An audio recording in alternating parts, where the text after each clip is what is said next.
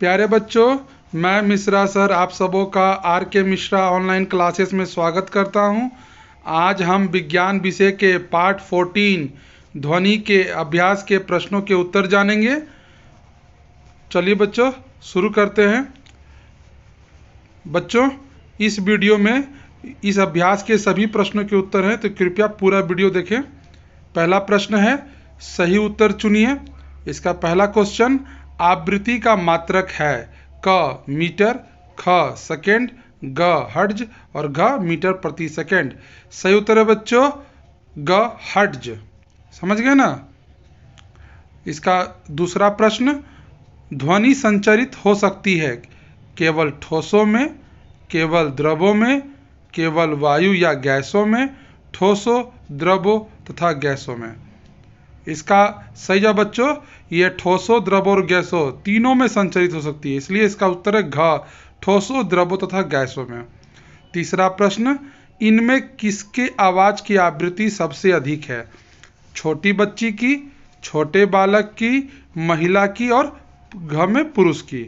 तो बच्चों हम लोग ये जानते हैं कि जो पुरुष की आवृत्ति होती है वो कम होती है महिला से, महिला की भी आवृत्ति होती है जो बच्चों से कम होती है, और बच्चों में भी लड़कों से लड़कियों की आवृत्ति सबसे अधिक होती है। समझ, इसका सही उत्तर होगा छोटी बच्ची की।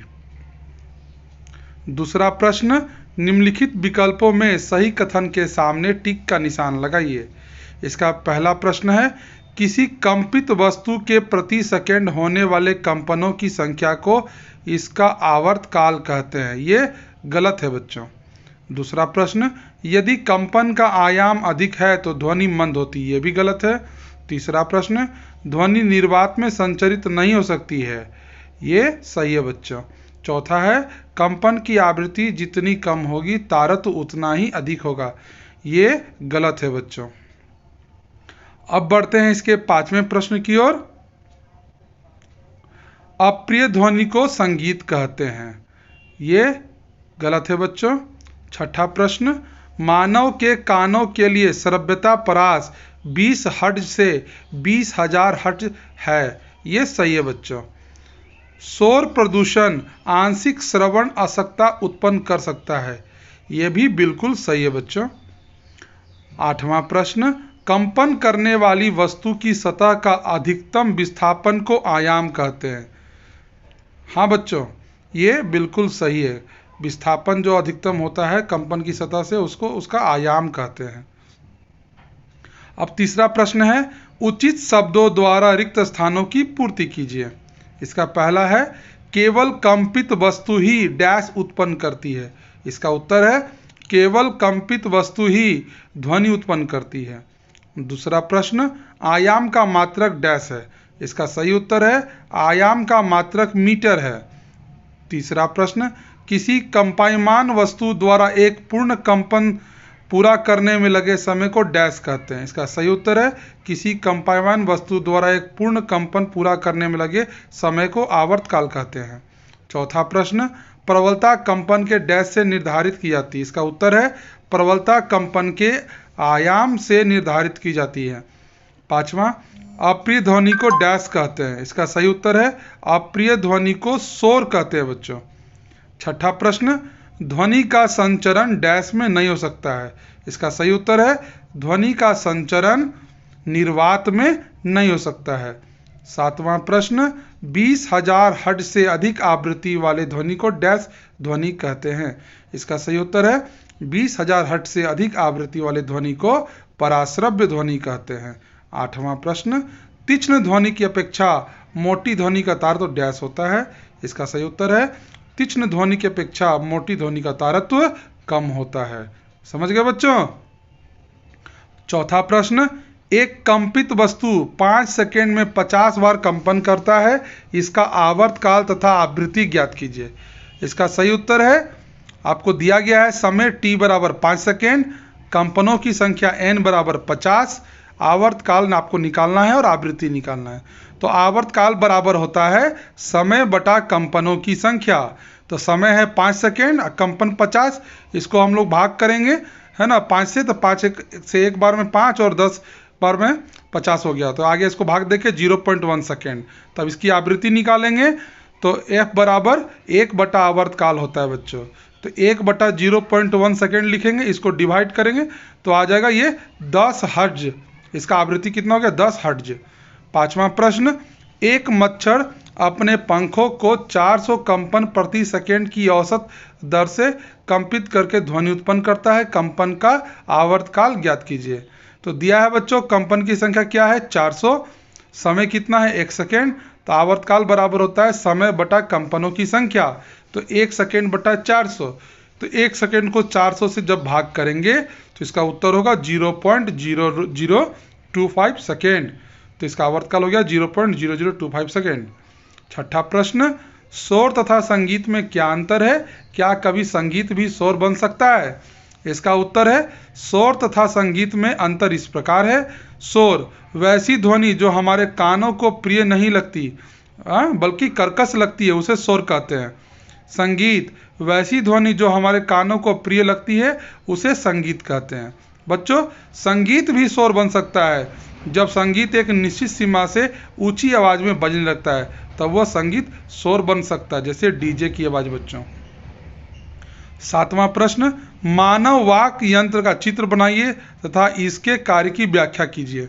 इसका उत्तर है मानव में ध्वनि वाक यंत्र द्वारा उत्पन्न होती है। यह श्वास नली के ऊपरी सिरे पर होता है, इसे वाक यंत्र कहते हैं। वाक यंत्र उत्तक से बने 2 परत होते हैं जिन्हें वाक तंतु कहते हैं। 2 वाक तंतु के बीच एक पतली झिरी होती है जिससे वायु निकलती है। जब फेफड़े बलपूर्वक वायु को झिरी से बाहर निकालते हैं तो वह तंतु कंपन करती है। वाक तंतु के कंपन से ध्वनि उत्पन्न होती है। वाक तंतु तने एवं ढीली स्थिति में अलग अलग प्रकार की ध्वनि उत्पन्न करते हैं। चित्र देख सकते हैं बच्चों। 8वां प्रश्न, अपने वातावरण में ध्वनि प्रदूषण के स्रोतों की सूची बनाइए। इसका उत्तर है ध्वनि प्रदूषण के प्रमुख स्रोत इस प्रकार हैं, जैसे लाउडस्पीकर का बजना, पटाखों का फटना, मशीन का आवाज, वाहनों का हॉर्न और ऊंचे आवाज में मोबाइल टीवी का बजना, ये सब भी ध्वनि प्रदूषण है बच्चों। 9वां प्रश्न, ध्वनि संचरण के लिए माध्यम आवश्यक है, एक प्रयोग द्वारा इस कथन की पुष्टि कीजिए। इसका उत्तर है ध्वनि के संचरण के लिए माध्यम की आवश्यकता होती है। इसे निम्न प्रयोग द्वारा दिखाया जा सकता है। सबसे पहले एक कांच या प्लास्टिक का जार लेते हैं, उसमें एक मोबाइल रखकर ढक्कन बंद कर देते हैं। फिर जब उस फोन में रिंग किया जाता है तो रिंगटोन की आवाज़ सुनाई देती है। इसके बाद वायु सूचक पंप द्वारा उस जार के अंदर की हवा को धीरे धीरे निकाल देते हैं। इसके बाद पुनः जब उस फोन में रिंग किया जाता है तो रिंगटोन की आवाज़ सुनाई नहीं देती है। इससे सिद्ध होता है कि ध्वनि के संचरण के लिए माध्यम की आवश्यकता होती है। इस क्रियाकलाप को आप अपने घर पे भी करके देख सकते हैं बच्चों। 10वां प्रश्न, आयाम, आवर्तकाल तथा आवृत्ति को परिभाषित कीजिए एवं इसके मात्रक लिखिए। इसका उत्तर है आयाम, कंपन करती वस्तु के मध्य स्थिति से एक और के अधिकतम विस्थापन को आयाम कहते हैं। आयाम का SI मात्रक मीटर होता है। आवर्तकाल, कंपन करती हुई वस्तु को एक पूर्ण कंपन में लगे समय को आवर्तकाल कहते हैं। इसका SI मात्रक सेकेंड होता है। आवृत्ति, कंपन करती हुई वस्तु द्वारा प्रति सेकेंड पूर्ण कंपनों की संख्या को आवृत्ति कहते हैं। इसका SI मात्रक हर्ट्ज होता है बच्चों। आप तो समझ गए होंगे सभी की परिभाषा।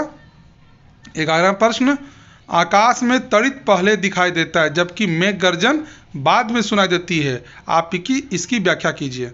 इसका उत्तर है आकाश में तड़ित पहले दिखाई देता है जबकि मेघ गर्जन बाद में सुनाई देती है। इसका कारण है कि प्रकाश और ध्वनि की चाल अलग अलग होती है, भिन्न होती है। हवा में प्रकाश की चाल ध्वनि की चाल से कई गुना अधिक होती है। इसी कारण से तड़ित पहले दिखाई देता है और उसकी आवाज़ बाद में सुनाई देती है ना। समझ गए बच्चों। 12वां प्रश्न हम जानते हैं, अंतरिक्ष यात्री एक दूसरे की आवाज़ चांद पर नहीं सुन पाते हैं, क्यों? इसका उत्तर है ध्वनि के संचरण के लिए किसी न किसी द्रव्यात्मक माध्यम की आवश्यकता होती है, परंतु चांद में ऐसा कोई द्रव्यात्मक माध्यम नहीं है। इसी कारण से अंतरिक्ष यात्री एक दूसरे की आवाज़ को चांद पर नहीं सुन पाते हैं। आज का ये पाठ समाप्त हुआ बच्चों। अगर आपको मेरा ये वीडियो पसंद आया हो तो मेरे इस चैनल को लाइक करें, सब्सक्राइब करें और बेल आइकन दबाना न भूलें और कमेंट भी करें बच्चों। मेरे इस वीडियो को देखने के लिए बहुत बहुत धन्यवाद बच्चों। मिलते हैं अगले पाठ में, तब तक के लिए बाय बाय बच्चों।